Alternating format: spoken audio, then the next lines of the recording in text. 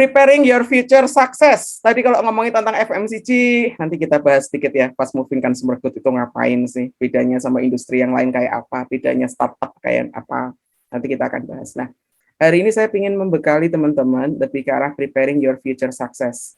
Mau sukses dimanapun. Saya berkarir di dunia FMCG, teman-teman. Bukan berarti FMCG hanya salah satu pilihan untuk berkarya, enggak juga. Teman-teman bisa punya hak, teman-teman punya keinginan berkarya dimanapun. Teman-teman punya pilihan untuk sukses. Hari ini saya akan coba mengupas tipsnya. Jadi, tips ini akan bisa kalian lakukan teman-teman di BUMN, sebagai PNS, sebagai dosen dan peneliti, sebagai apapun diri kalian. This is really matters, gitu ya. Jadi nggak hanya applicable hanya di dunia FMCG. Ini applicable buat di dunia teman-teman, termasuk yang mau bisnis. This will work for you. Baik. Nah, ini membukakan mata sedikit ya. Fakta yang cukup menarik, data yang cukup menarik kalau bagi saya, praktisi HR, data ini means a lot for me. Nah, yang pertama nih, pengangguran terbuka, lebih-lebih tingkat pengangguran terbuka di Indonesia, ditambah dengan situasi pandemik. Banyak perusahaan-perusahaan besar itu kemudian melakukan rasionalisasi karyawan. Logikanya gini, ini menarik teman-teman. Pernah mendengar istilah industri 4.0? Ya, industri yang kemudian terkoneksi dengan era-eranya digitalisasi. Dulu orang butuh berbondong-bondong hanya buat inputting data. Sekarang nggak butuh banyak orang yang buat input data. Bisa dibantu dengan teknologi. Sebelum adanya pandemik, perusahaan-perusahaan private company, terutama ya dari sektor private, bukan dari sektor publik, itu mereka sudah punya program untuk semacam rasionalisasi karyawan. Betul-betul karyawan yang paling dibutuhkan yang akan stay, yang nggak dibutuhkan lagi ya akan di-develop untuk ngisi pos-pos yang sesuai kebutuhan. Kalau karyawannya kebanyakan, ya wes, di layoff. Ya, dirumahkan, tidak dipekerjakan lagi, dikasih pesangon. Sebelum pandemik itu sudah happening, trennya ke sana. Ditambah pandemik, teman-teman, ditambah pandemik. Beberapa kawan-kawan yang kerja di otomotif, beberapa sempat penjualan mobil spare part, ya beberapa komponen masih impor yang belum di-create di Indonesia, itu pun mengalami stagnasi, mereka harus merumahkan karyawan-karyawannya. Nah, tantangan jika bekerja kiblatnya di sana. Artinya, ini apa? Artinya teman-teman, sekarang kalau teman-teman melihat ini suatu potensi, maka pilihan bekerja, pilihan berkarya itu tidak hanya bekerja. Kalian bisa buka lapangan pekerjaan sendiri kok. Kenapa pemerintah sekarang mendorong UMKM? Kenapa pemerintah sekarang mendorong anak-anak muda lebih punya semangat volunteering? Balik ke desa, bangun desa kalau bahasanya. Bangun desa kita masing-masing. Kenapa KKN-KKN yang sekarang ada di kampus-kampus di Indonesia diarahkan untuk lebih ke arah membantu komunitas-komunitas sekitar? Karena tujuannya untuk mengenalkan ke mahasiswa. Yuk yang punya impian, kalian juga bisa punya impian untuk punya perusahaan sendiri, bantu masyarakat sendiri, dan itu tetap keren. Bagi yang tetap bercita-cita bekerja, kita ke data landscape yang sebelah kanan. Ya, ini data dari World Economic Forum. Artinya, teman-teman, ada beberapa posisi-posisi yang bakal terus tren dan booming ke depannya. Terus dibutuhkan. Seorang teknik kimia, kalian juga harus ngerti tentang data analis, Internet of Things. Ya, new teknologi spesialis ini adalah hal-hal yang nanti akan terus, posisi-posisi ini akan terus eksis di masa depan. Sedangkan yang bagian bawah itu akan mulai declining, kayak data entry clerks, clerical job itu akan lebih hilang gitu ya. Termasuk tukang pos yang bagian ngirim suratnya. Kalau teman-teman sekarang ya berapa banyak yang jatuh cinta ngirim surat cinta yang masih dikirimkan via pos. Berapa banyak para pelamar kerja yang menggunakan jasa pos untuk mengirimkan surat lamaran. Karena sekarang rata-rata sudah digantikan dengan website, sudah digantikan dengan email. Ya, teknologi sudah di sana. Artinya, saya mengundang teman-teman untuk melihat ini sebagai tren yang harus dipersiapkan. Ya, tidak hanya belajar dari sisi keilmuan kita juga harus melek teknologi. Tidak hanya belajar berkutat dengan dunia teknik kimianya saja, teman-teman juga harus melek bagaimana digitalisasi berkembang. Combining your knowledge. dan tantangan sekaligus opportunity buat teman-teman. Next. Nah, menyikapi itu seperti apa? Ini yang biasanya Mas Ucup bilang nih, teman-teman. Mas Ucup selalu bilang ini. Siapin deh 5 hal, gitu ya. Mulailah dengan redefine your purpose. Mulailah dengan tujuan hidupmu. Mas Ucup sama Pak Heri waktu masuk kuliah dulu, kami mungkin punya tujuan yang berbeda, gitu ya. Kami punya tujuan yang berbeda, sehingga ketika lulus, Mas Heri lebih fokus dengan dunia research and teknologi, ambil sekolah lagi, sempat ke Jepang yang awal ya bro, sempat setelah ada studi samping ke Jepang, sebelum akhirnya ambil S2. Yang short course. Yang short course, betul. Kita sempat ngobrol dan waktu itu, wow, amazed. Dari awal, saya terpanggil dengan dunia HRD, teman-teman. That's uniqueness. Ketika teman-teman bilang, wah, Mas Ucup ini mesti ini deh, salah satu korban kegagalan kuliah di kimia. Nyatanya ya enggak juga loh. Di lulusan Februari 2008, saya itu IPK tertinggi. Jadi, enggak dalam rangka kegagalan atau kemudian move on dari dunia kimia, no. I found my purpose. I found my calling. Di dunia lebih banyak mendevelop orang instead of mendevelop senyawa. Spesialis saya waktu di S1 saya adalah kimia organik. Saya anak kimia organik. Ya, jadi sangat menyenangkan untuk deal dengan kimia organik sampai sekarang pun. Keluarga besar saya juga keluarga besar kimia sebetulnya. Jadi sering ngobrolin ke sana. But karirnya saya memilih di dunia HR. The first thing, sebelum teman-teman berkarir, pilih dulu tentukan your purpose. Hari ini kita akan bahas tentang purpose ya teman-teman. How to define and redefine your purpose. Yang kedua, set up the goals. Ya, setelah kita dapat purpose, tujuan hidup saya dibawa kemana? Yuk kita bikinkan goals-nya. It could be kind short term. Goal saya dalam 1 tahun, dalam 2 tahun, dalam 3 tahun, dalam bertahun-tahun ke depan, teman-teman you can create your goals. Ambisi, cita-cita. Ya. Then creating your strategy untuk mencapai itu. Kalau sesuatu yang betul-betul diinginkan, diharapkan ada ikhtiarnya. Nggak cuma ditulis toh ya. Karena kalau cuma ditulis toh ya percuma teman-teman. Saya ingin jadi presiden Indonesia mas. Cita-cita ini tak tulis dari kelas 2 SD mas. Oke. Langkahmu apa? Berdoa mas. Ada lagi nggak langkah yang lebih konkret sekedar berdoa? Berdoa itu konkret loh mas. Ya berdoa toh ya oke lah. Gusti Allah tidak akan mengubah suatu kaum kalau kaumnya tidak punya ikhtiar. Ikhtiarmu selain berdoa apa? Ya kalau mau gabung ke partai. Karena jabatan presiden itu jabatan politik, gabung ke partai, kaderisasi partai, punya portofolio tertentu untuk bangun ke sana. Gitu ya. Creating your strategy. Menuju ke strategi, you need to create your habit, teman-teman. Habit. Sesimpel dengan ini. Teknik kimia ini ada praktikumnya nggak ya? Ono praktikumnya nggak, Mas Heri? Ono? Ada. Ono. Praktikumnya nulis tangan apa ketikan? Laporan praktikumnya? Ada tulis tangan, ada ketik. Oke, ini kebiasaan nih. Generalisasi dikit nggak apa-apa ya. Zaman saya kuliah, kawan-kawan saya kuliah itu suka ngumpulin laporan praktikum kakak-kakak angkatan. Harapannya bisa dicontek and copy and paste. Dari awal, saya komen ke mereka.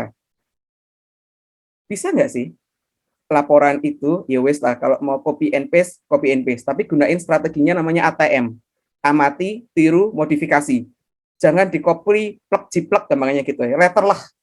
100% copy and paste. Kalian belajar apa?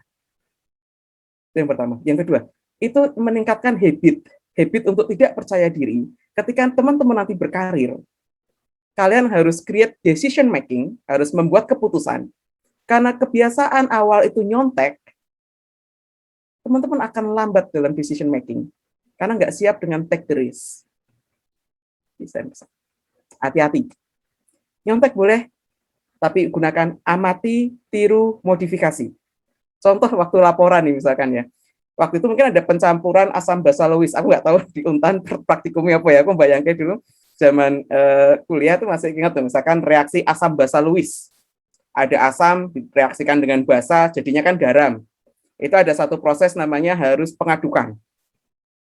Asam A tambah dengan basa B, kemudian ada reaksinya itu disertai dengan pengadukan. Nah, kebanyakan laporan praktikum itu nggak ada yang membahas fungsi pengadukan itu apa.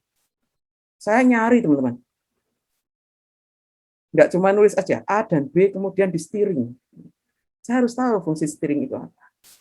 Dan itu yang tak tambahkan di laporan saya.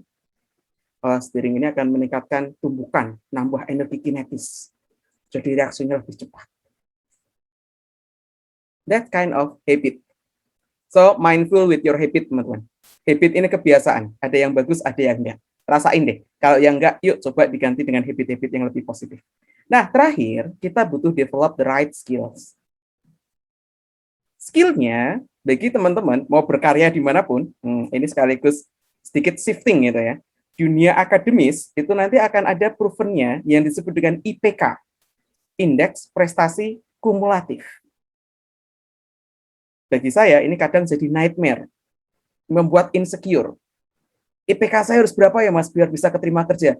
Berapapun. Tapi kalau 1 koma mas, oke. 2,5 gimana mas? IPK aku selamat nggak? 3 mas, oke lumayan. Saya kumlot mas, 4,0 mas. Wow.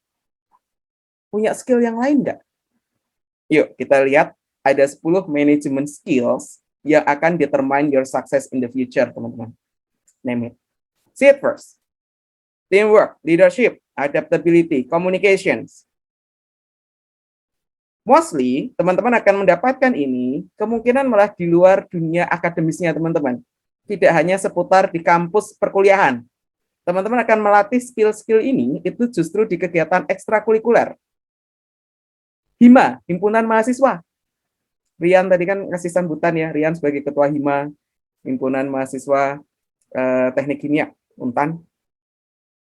Kegiatan-kegiatan organisasi itu akan membentuk this kind of leadership.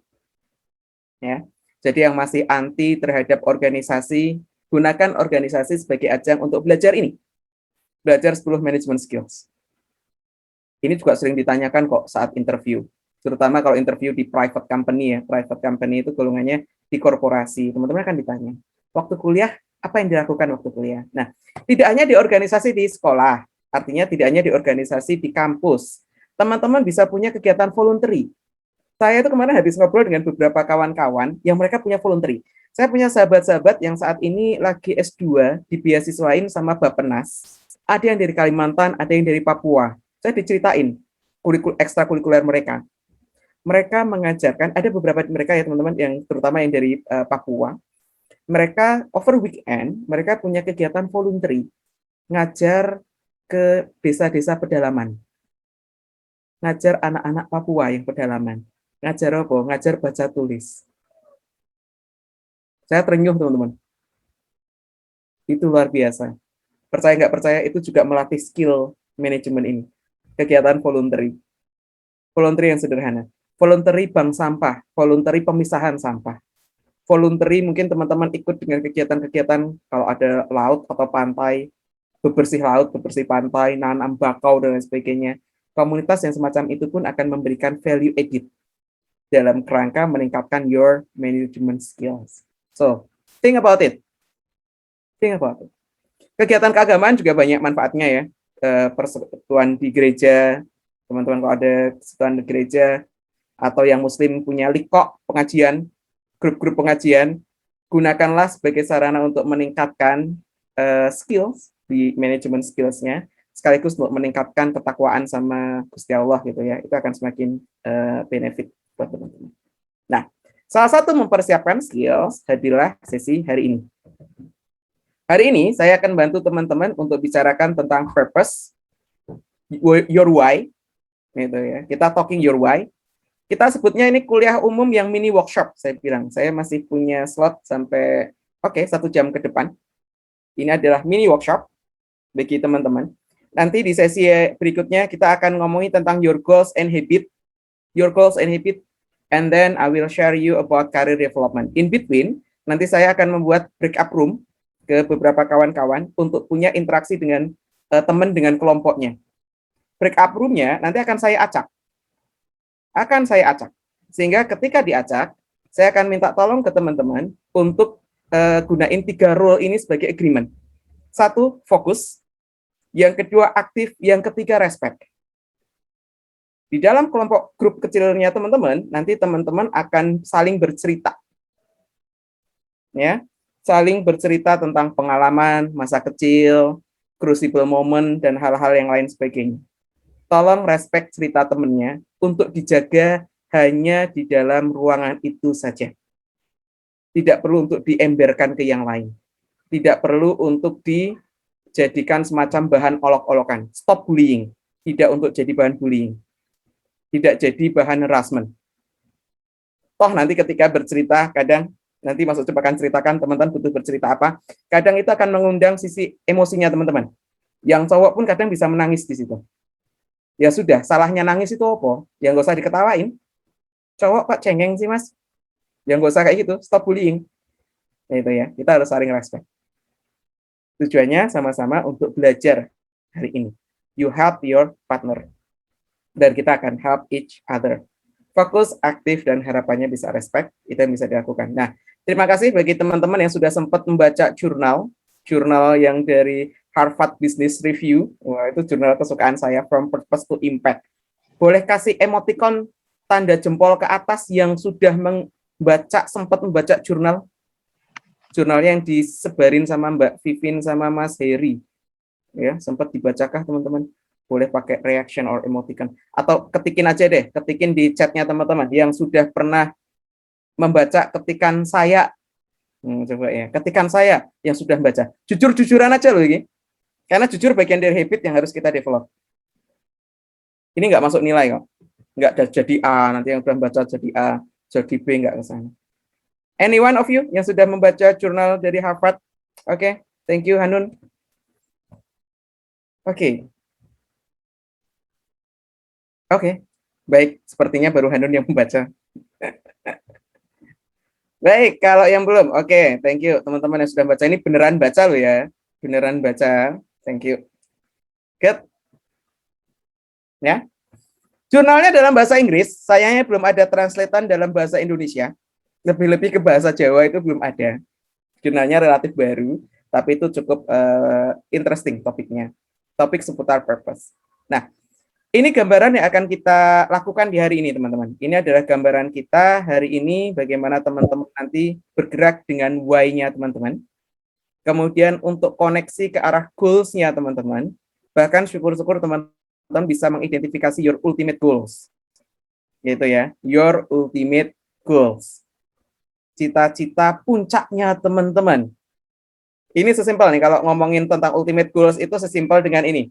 Seberapa ingin teman-teman, cita-citanya teman-teman untuk dikenang ketika nanti kontraknya teman-teman berakhir di dunia. Karena kita kan kontrak ya teman-teman. Kita di dunia ini kontrak, nggak forever and after.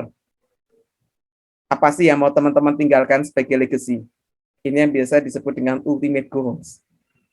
Jadi sampai kapanpun teman-teman sudah tidak ada di muka bumi Allah, di dunia maksudnya, dan pindah ke dunia yang lebih abadi, kita bisa tetap meninggalkan legacy. Biasanya dari ultimate goals bahasanya. Bahasa yang cukup dalam. Bahasa yang selama ini mungkin teman-teman kalau membutuhkan berkontemplasi, ini adalah bahasa-bahasa kontemplasi. Ya, mindfulness. Teman-teman betul menghadirkan itu semua. So, ini yang nanti akan kita rangkai agar teman-teman bisa dapat gambaran. Syukur-syukur yang sudah punya gambaran desain ini, teman-teman akan semakin lebih yakin lagi. Dan ketika sudah yakin, stop insecure. Stop iri dengan orang lain. Stop membandingkan diri dengan orang lain. Percayalah, teman-teman, kalian keren. Bekerja di dunia manapun, kalian keren. Berkontribusi dimanapun, kalian hebat. Stop untuk membandingkan seseorang dengan orang lain. Ya, karena kalian punya battlefield sendiri. Battlefieldnya apa? This is your map for success. Selama kalian istiqomah dengan tujuan kalian, yowis, istiqomahlah di sana. Ketika Mas Ucup memutuskan untuk jadi seorang HRD, Mas Ucup akan stop. Beberapa sahabat-sahabat saya itu cepat banget yang jadi PhD. Ya, teman-teman, kita banyak ya yang sudah cepat PhD-nya tuh cepat-cepat. Sempat saya deg gitu ya. Waduh, sahabat-sahabat saya ini sebetulnya waktu kuliah ya enggak nek ujian kepintaran dikit ya insya Allah saya ya bisa dibandingkan dengan teman-teman saya lah. Tapi waktu itu saya memutuskan untuk tidak menekuni dunia perkimiaan. Saya stop complaining, saya stop untuk membandingkan. Saya punya battlefield sendiri. Saya fokus ke arah goal saya sendiri. Gitu ya. Stop iri, stop jealous. Itu yang dilakukan biar fokus. Itu BTW tadi bagian dari happy. Ya, good. Nah, ini tadi kontraknya. Oke, this is the real of Mas Ucup dream mapping. Jadi waktu saya kuliah S1, saya pernah bikin mapping kayak gini. Tahu nggak teman-teman, yang ada di Word-nya Mas Ucup adalah jadi HRD. Saya bikin ini di semester 1, tapi nggak tak tuliskan ya. Ini adalah yang sudah kekinian, proses yang kekinian. This is my milestone goals, how I can ini sendiri. Dream saya, untuk fokus ke dream saya, bagaimana Mas Ucup bisa menciptakan impact ke sekeliling Mas Ucup, ke diri Mas Ucup sendiri, ke bangsa dan negara pun nanti kalau memang bisa dilakukan. This is my purpose, unlocking potential catalyst for meaningful happiness. Nanti how I find it dan apa maknanya ini saya akan ceritakan di belakang. Setiap yang ketemu dengan saya di setiap sesi, baik coaching, baik training, saya selalu akan ngutik unlocking potensial. Saya selalu membangunkan sisi ketidaksadarannya teman-teman, membantu teman-teman untuk lebih menyadari ternyata saya punya potensi yang lebih. Ya, proses habit. This is kind of my target, short term, long term. Dan saya salah satu yang kenal nggak kenal, kadang ketemu dengan orang, saya akan ceritakan hal ini, minimal saya dapat 3. Kenapa saya berani sharing kayak gini? Minimal saya dapat 3. 1, saya akan dapat doa dari teman-teman yang baca ini. Ya, yang kedua, saya bisa menginspirasi ke orang lain. Oke, this is kind of strategi. Kalian yang punya bisnis pun melakukan ini, yang di korporasi pun kami melakukan ini. Artinya korporasi itu punya bisnis target. Diruncutkan lagi, itu menjadi bahasa-bahasa KPI, Key Performance Indicator. Tapi juga ada mission targetnya sendiri yang gede. Ya, minimal kita bisa menginspirasi orang lain dengan melakukannya. Yang kedua. Yang ketiga, ini adalah support, dan selain tadi ada doa, ini ada support. Minimal ngingetin. Saya sharing misalkan, saya ingin ambil PhD di 2030, gitu ya, untuk PhD. Ngapain butuh jadi PhD? Something yang akan sangat membanggakan, karena saya ingin sharing knowledge. Another sharing knowledge yang sangat menyenangkan. Saya ingin ambil PhD, saya mau ambil S2, baru prepare beberapa lah. Karena S2 pun saya baru menyelesaikannya di 2015. Jadi ada panggilan alam buat terus belajar gitu ya. Lulus 2008, kemudian mulai mentargetkan lagi S2, itu setelah 3 tahun kerja, itu udah kepikiran saya mau S2. Ketika mau S3 itu kepikiran setelah selesai S2, kayaknya lanjut S3 deh. Saya selesai S2 di 2015. Nah, kemudian kayaknya udah 6 tahun, saatnya saya ambil lagi. So, this is kan nanti akan mengingatkan teman-teman, minimal ada Mas Heri yang akan ingetin, Mas Ucup udah selesai belum S3-mu? Simpel itu. Tadi saya juga ada chatting sama Mas Heri lagi nunggu buat opportunity ke S3. Semakin diceritakan, nanti ketika saya jawil dan DM Mas Heri, saya tinggal nanyain, kapan berangkat? Ini akan memberikan energi, teman-teman. Jadi insecure deh, Mas, kalau gitu. Kok saya nggak merasa insecure ya? Jadi merasa terdorong ya. Karena ini tak tulis sendiri dan dikomitmenkan sendiri. So, ketika nanti teman-teman membuat ini, kan kalian nulis sendiri. Buat apa jadi insecure? Kalau nggak penting-penting banget kan ya nggak usah ditulis toh. Mesti ada priority penting ya teman-teman. Gambaran ini yang akan teman-teman dapatkan nanti di akhir sesi. Semoga kita berhasil melangkah ke depan sampai di 11.30. Teman-teman bisa mendapatkan sesi gambaran. Paling nggak gambarannya gini ya. Nanti bisa dijadiin PR. Purpose-nya apa? Goal-nya apa? Strateginya teman-teman apa? Habit-nya apa? Create it. Send to Mas Ucup. Mau DM WA boleh, mau email silakan. Nanti beberapa yang mengirimkan yang terbaik, Mas Ucup akan memberikan sesi free coaching bagi kalian untuk lebih menscrutinize lagi. Jadi ini tawaran buat teman-teman di peserta hari ini ya, teman-teman dari Tanjung Pura, Teknik Kimia. Ini nanti dibikinkan versinya kalian, gitu ya. Nanti bisa kirimkan email ke saya. Nanti saya akan pilih, teman-teman akan punya kesempatan buat free coaching session with Mas Ucup. Nice. Kasih PR di depan, baru diajari caranya di belakangnya, biar lebih enak lagi. Nah, sekarang kita di yang pertama nih, teman-teman. Ini saya butuh sekitar 10 menit lah untuk menjelaskan tentang purpose. Nanti kita baru break up room. Kita akan bikinkan break up room buat teman-teman. Why? Know your why. Know your calling. Teman-teman mau berkarir dimanapun, kalian harus punya panggilannya. Jadi dosen juga nggak mudah.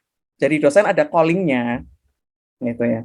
Dan calling jadi dosen, jadi guru, itu callingnya tuh jauh dari material, teman-teman. Lebih ke arah pengabdian, mencerdaskan kehidupan bangsa. Dan guru, bahagianya seorang guru, itu adalah ketika murid-muridnya jauh lebih sukses. Biasanya itu adalah callingnya dosen, callingnya guru adalah memberikan ilmu untuk mengantarkan anak-anak didiknya menuju ke gerbang kesuksesan. Jadi dosen-dosennya teman-teman itu akan sangat happy jika ke depan teman-teman bisa menjadi orang yang sukses di bidang masing-masing. Masuk koran karena prestasi. Ya, bukan masuk koran karena tiba-tiba kena KPK. Alumni Teknik Kimia Unpan. Nanti kasihan Mas Heri, kasihan Mbak Vivin, Bu Injani, apa yang dulu saya ajarkan ke dia ya kok akhirnya kena KPK ya. Jadi biasanya itu yang bikin miris para pengajar ya, ketika murid-muridnya masuknya kok jadinya nggak prestasi. Nah, ini ditekankan sama Mark Twain, ini seorang American writer. Tulisnya gini ya, there are two most important days in your life. Dua hari yang paling penting dalam kehidupannya manusia. Versinya Mark Twain. Dan ini saya afirmasi, saya akui. Gitu ya. Di hari di mana teman-teman dilahirkan dan di hari di mana teman-teman nemuin alasan why. Kenapa saya ada di dunia? Di kitab suci itu sudah ada. Yang Muslim di Quran itu sudah ada. Kita ada di dunia itu untuk beribadah ke Gusti Allah. Gitu ya. Kita menjadi khalifah di muka bumi. Oke. Wujud dari ibadah, wujud dari khalifah itu seperti apa? Karena khalifah dan ibadah tidak hanya kata-kata, tapi berupa tindakan, gitu ya, berupa real activity. Sehingga ini juga untuk men-scrutinize your why. Beberapa contoh tokoh-tokoh yang nemuin why-nya dia, salah satunya adalah Simon Sinek. Nah, saya suka dengan idenya Simon Sinek yang disebut dengan Golden Circle. Setiap yang teman-teman lakukan, activity yang teman-teman lakukan, kalau kalian punya bisnis jualan, orang tidak akan membeli produk kalian, tapi biasanya akan membeli cerita. Membelinya adalah why, bukan membeli what. Ketika jual sesuatu, pastikan teman-teman menyampaikan why-nya. Tidak hanya jual pulpen. Contoh ya, saya punya pulpen, saya akan jual ke Mas Heri misalkan. Her, beli dong pulpen 2.500. Orang nggak akan beli. Karena nggak jualan what. Jualan why. Her, lu tahu nggak? Pulpen ini bisa menggoreskan tinta kebaikan. Dirimu bisa tanda tangan ijazah anak-anak teknik kimia Untan. Dirimu bisa bikin endorsement apapun dengan pulpen ini. Pulpen yang sederhana, tapi bisa memberikan makna dan legacy hidupmu. 2.500. People buy your why, not only your what. Dapat poinnya teman-teman. Biasakan teman-teman nemunya jantungnya ada di why-nya. What-nya, setiap orang biasanya ngelakuin what yang sama. Why-nya beda. Kenapa ada orang yang sukses sebagai seorang sales A dan sales B? Yang A jualannya pakai why, itu biasanya jualannya dengan hati. Nggak cuma ngitungin tentang margin, hitung-hitungan profit. Jualannya dari hati. Cuannya tipis nggak apa-apa lah. Yang penting customer-ku happy. Yang B, tipikalnya adalah cuan minded. Margin, hitung-hitungannya marginal contributions. Marginnya makin tinggi, makin happy. Yang A, yalah marginnya dikit nggak apa-apa, yang penting customer happy. Diukur, bisa aja yang B, karena profitnya duluan lebih tinggi, lebih cepat kaya mungkin, kalau teman-teman indikatornya adalah kaya, akan lebih sustain yang A. Dan akan punya keberkahan yang A. Saya bisa nyenengin orang lain, udah seneng, Mas. Nah, itulah kenapa kalau teman-teman lihat, ada yang orang tuanya punya bisnis kelontong, ada orangnya punya bisnis furniture, gitu ya. sekarang di eranya e-commerce, saya pernah tuh ngobrol sama beberapa orang yang punya bisnis furniture, kelontong, di era-era pandemik, di era-era e-commerce, kenapa mereka masih buka? Kan bisa aja buka platform online. Ya nggak semua orang punya handphone sih, Mas. Ya saya buka toko ini karena mesti ada yang butuh ya. Ya saya buka buat mereka, bukan buat saya. Toko ini buat mereka. Saya akan buka toko. Jadi kalaupun saya punya e-commerce, punya pakai platform jualannya, saya tetap buka kantor fisik saya, Mas. Karena konsumen biasanya akan ngerasain produknya, seneng baru beli. Bahkan saya punya kebijakan baru, Mas. Silahkan coba dulu bawa pulang furniture dari saya, dicoba seminggu, nggak happy, balikin. Profitnya doubling. Karena bermula dengan why-nya. Dia ingin betul-betul menyenangkan konsumen. Luar biasa. Rasain deh teman-teman, ketika why dan ketemu dengan orang-orang yang bekerja dengan hati, teman-teman akan real recognize itu semua. Ini juga kadang tantangan buat para ibu bapak dosen. Saya tuh sering gloway itu apa ya? Saya sering mempercandain para bapak ibu dosen. Di antara project, biasanya kan dosen punya ini ya, punya harus ada project improvement, jurnal sekian banyak, di sela-sela ketemu dengan mahasiswa untuk bimbingan. Bimbingan itu kadang nggak ada duitnya. Bimbingan mahasiswa itu kadang nggak punya cuan. Tapi itu matters. Karena mencerdaskan kehidupan bangsa, mereka pengen lulus, pengen cepat lulus. Kadang bapak ibu dosennya yang entah kemana gitu ya. Lagi ngurusin project, nanti ya bimbingan yang pertama. Bimbingan yang kedua juga sama. Nggak ada waktu nih, ntar ya bimbingannya. Think about this one. Ya, think about starting from why. Kadang ada sesuatu yang why, yang lebih mendasar, yang lebih dalam ke teman-teman, dan kadangkala why-nya teman-teman it's not material. Karena makin tinggi, teman-teman motivasinya biasanya ke arah spiritual instead of yang material. Ini contoh tokoh di dunia, ada Oprah Winfrey sama ada Simon Sinek, yang mereka menemukan purpose mereka. Simon Sinek, purpose-nya sangat menarik, dan ini sangat menginspirasi banget ya. To inspire people, to do the things that inspire them, so that together we can change the world. Menginspirasi orang-orang untuk melakukan activity apapun yang menginspirasi mereka, sehingga bareng-bareng bisa mengubah dunia. Dan saya terprovokasi dengan Simon Sinek, karena saya membaca buku Simon Sinek beberapa tahun yang lalu. Kemudian saya menemukan purpose yang lebih dalam lagi, gara-gara bukunya Simon Sinek yang Find Your Why, dan Start with Why. Kemudian saya baru tahu, saya terlalu lama di kantor yang lama. Dan dari titik itu kenapa saya pindah, tadi kayak Mas Heri bilang, saya pindah di 2019, I found my another purpose. Kalau saya mau bikin my own company, I need to create my portfolio. Ketika portfolio, it doesn't mean saya nggak suka dengan atau nggak happy dengan company saya sebelumnya, di tempat saya bekerja, no. It's about my portfolio. Saya harus punya pengalaman dan exposure di organisasi-organisasi lain. If someday I want to create my own consulting company. Kan nggak lucu. Mas Ucup jadi konsultan. Oke, kerja di mana? Sangkar Burung. Berapa tahun? Nah, berpuluh-puluh tahun saya di Sangkar Burung. Oke. Punya pengalaman di tempat lain, organisasi lain nggak? Enggak. Ada opportunity ketika saya belajar tempat lain, so I'm decided. Ini karena bukunya Simon Sinek. Hari ini, biar teman-teman nanti juga bisa meng-crafting your own path of success, tak ceritakan dulu tentang bukunya Simon Sinek, yang ini akan dijadikan exercise kita setelah ini. Ya, oke, 5 minutes. Find Your Why, ini adalah proses, nanti kalau teman-teman sempat baca, recommended deh bukunya. Ada e-booknya juga, teman-teman akan recommended, dan sudah banyak yang mengulas. Jadi untuk menemukan why, atau alasan tujuan hidup kita, Simon Sinek menggariskan strateginya sangat sederhana banget. Berbagi cerita. Ini nanti teman-teman akan lakukan. Berbagi cerita. Nah, ceritanya ini tidak ke sembarang orang, tapi orang yang bisa melihat teman-teman secara objektif. Nggak perlu judgement. Carilah partner yang betul-betul objektif dan mau mendengarkan cerita kalian. Bukan yang judgmental. Ya, bukan yang judgmental. Saya pengen lulus dari teknik kimia Untan ini dengan IPK 3,75.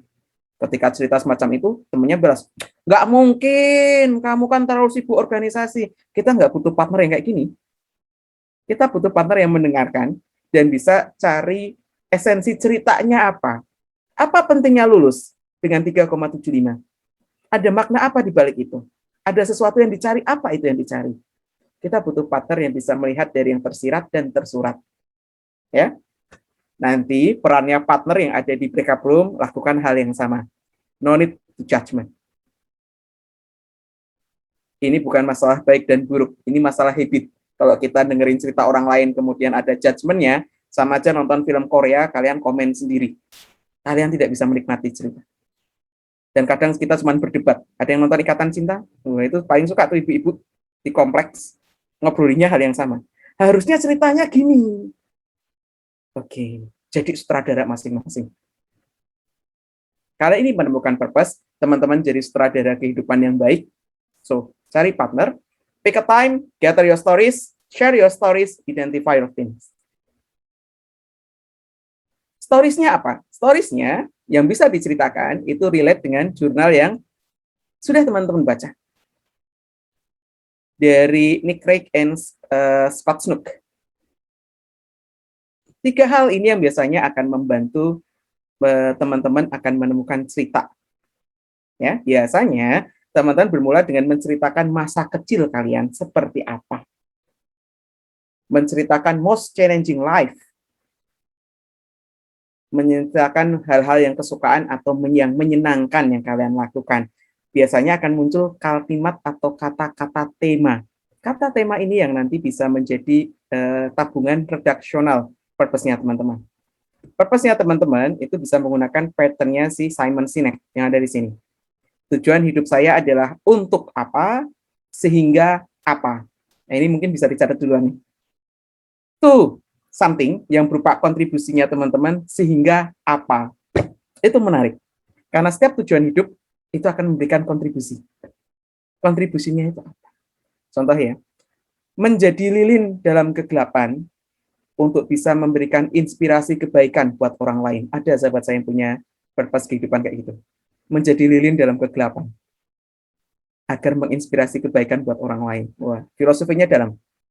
Karena dia pernah terpuruk dalam era kegelapan. Era-era nakalnya remaja. Sampai akhirnya dia punya titik, dia harus kembali ke jalur agama. Dan kemudian dia memutuskan, oke, saya tidak ingin orang-orang lain tersesat seperti saya. Saya harus jadi lilin. Biar menginspirasi kebaikan orang lain. Oke. Itu dalam loh. Dan action yang dia lakukan apa teman-teman? Action yang dia lakukan itu dia ingin sharing knowledge, kayak pengajian gitu. Dia ingin bikin komunitas pengajian ke anak-anak yang dari lembah hitam. Wah, anak-anak gaul yang anak jalanan, anak-anak yang sangat dekat dengan ketidakbaikan, dia akan bimbing itu. Dan alhamdulillah itu suatu yang calling buat dia.